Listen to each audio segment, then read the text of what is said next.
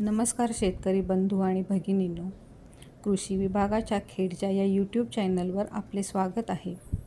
खरीप हंगामात कोकणात घेतले जाणारे भात हे प्रमुख पीक आहे. आज आपण भात पीक लागवडीबाबत माहिती घेणार आहोत.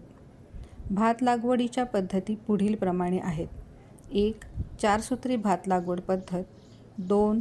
श्री म्हणजेच SRI लागवड पद्धत. 3. सगुणा म्हणजेच SRT भात लागवड पद्धत. आज आपण चारसूत्री भात लागवड पद्धत पाहणार आहोत. ही पद्धत 1990च्या दशकात भारतात आली आणि डॉक्टर नरेंद्र सावंत यांनी महाराष्ट्रात यावर प्रयोग सुरू करून तिचा प्रसार आणि प्रचार केला. चारसूत्री भात लागवडीतील 4 सूत्र पुढील प्रमाणे आहेत. सूत्र 1. भात पिकांच्या अवशेषांचा फेरवापर. सूत्र 2. हिरवळीच्या खतांचा वापर. सूत्र 3. नियंत्रित लावणी. आणि सूत्र 4. युरिया ब्रिकेटचा वापर. चला तर मग आता आपण कुरवळजावळी या गावातील शेतकरी श्री अनंत तुकाराम उतेकर यांच्या प्रक्षेत्रावर. खेड कृषी विभागाचे क्षेत्रीय उपकृषी अधिकारी श्री विनोद जाधव आपल्याला चारसूत्री भात लागवडीची माहिती प्रात्यक्षिकासह सांगत आहेत. प्रात्यक्षिकासाठी प्रमुख उपस्थिती माननीय तालुका कृषी अधिकारी खेड माननीय रवींद्र माळी साहेब उपस्थित आहेत. तसेच सहाय्यक कृषी अधिकारी श्री गणेश काटमोरे, श्री किरण वाघमोडे व शेतकरी उपस्थित आहेत. धन्यवाद. उतेकर यांच्या शेतावर कुरवळजावळी येथे चारसूत्री भात लागवडीच्या प्रात्यक्षिक घेण्यासाठी उपस्थित आलो आहोत.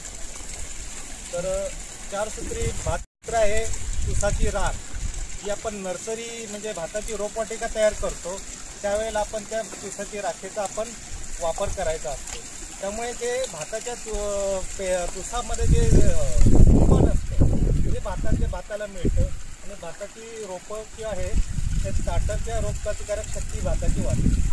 दुसरं सूत्र आहे गिरीपुष्पाचा वापर. तर गिरीपुष्पाचा वापर जेव्हा आपण चिखलणी करत असतो तर चिखलणीच्या 2 दिवस अगोदर म्हणजे चिखलणी करायच्या अगोदर गिरीपुष्पाची जी फांदे असतात त्या आपण पूर्ण शेतामध्ये पसरून ठेवायचे असतात. ते शेताच्या पसरून ठेवल्यामुळे काय होतं की त्यातली पानं सगळी झडतात.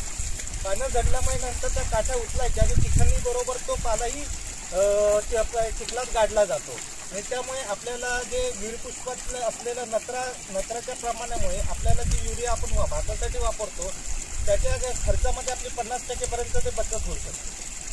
आणि तिसरं सूत्र आहे नियंत्रित लागवड. नियंत्रित लागवडीसाठी आपण एक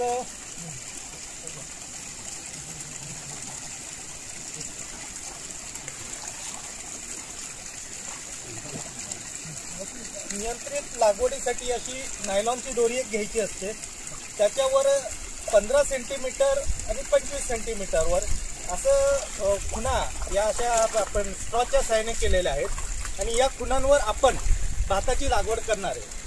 2 रोपांमधील अंतर हे 15 सेंटीमीटर आणि 2 ओळींमधलं अंतर हे 25 सेंटीमीटर याने राहणार आहे. आणि ही आपलं हे आहे तिसरं सूत्र. आणि चौथं सूत्र आहे युरिया ब्रिकेटचा वापर.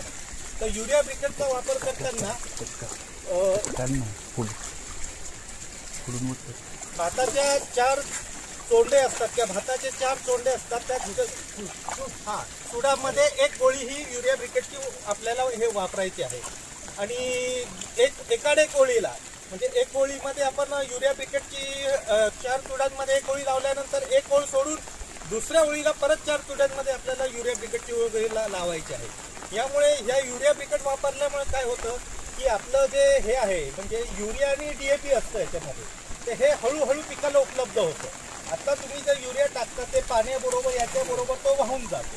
पण युरिया ब्रिकेट हा जवळपास 15-20 दिवस महिनाभर तो टिकून राहतो आणि तो हळूहळू झाडांना उपलब्ध होत असतो.